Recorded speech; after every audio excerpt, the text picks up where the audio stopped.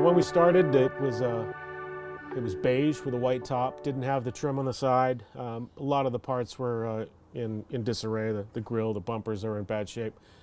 Some kid had owned it and simply chopped the springs. What's up, guys? My name's Chris Church. I and a team over at Carolina Customs built this truck about 5 years ago. You might have seen 40 Shades of Gray. That's one of the other rigs that we've got as well.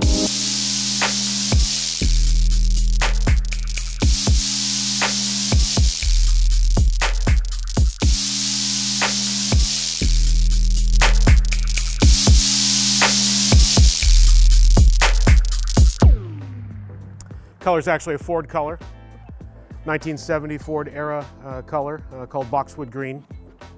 Running all-ride tech suspension, Slam Specialties bags, wheel Ventique 18s. We're not going too big, more into performance driving. I got it set up with Hotchkiss sway bars front and rear. Yeah, so we ended up doing a LS3. We did balance and blueprinting. Most of the intake work and throttle body and so on is all Holley. Went with a 102 millimeter intake. Did PRC custom radiator. Did a fantastic job on these things. I really wanted that lower flush piece. It just looks clean. Transcooler up here in front. I milled out an aluminum bracketry that houses that. K&N, we actually sourced this intake from, I believe, a 2010 Camaro. I believe. Luckily, it was all blacked out. It's their Blackbird collection. Pretty quality stuff. Did the tandem Willwood Master proportioning valve, their booster.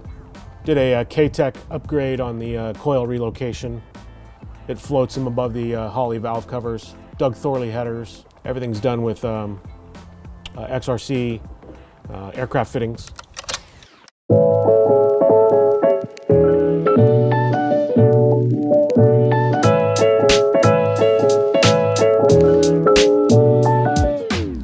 Guys, back at truck. One of the big things we did was, like everybody does on the new cars, we shaved the emblems, wanted a smooth panel. You can probably see my Boyd welding fuel tank underneath. We did update all the lighting to LED, quite a bit brighter. People can see me stopping. Not that I do that very often. Did shave all the pockets, tried to smooth it out a little bit. Unfortunately, it's a small window cab. I preferred a big window, but you work with what you got. Did a Cobra fuel fill in the back. Easy, direct into the tank.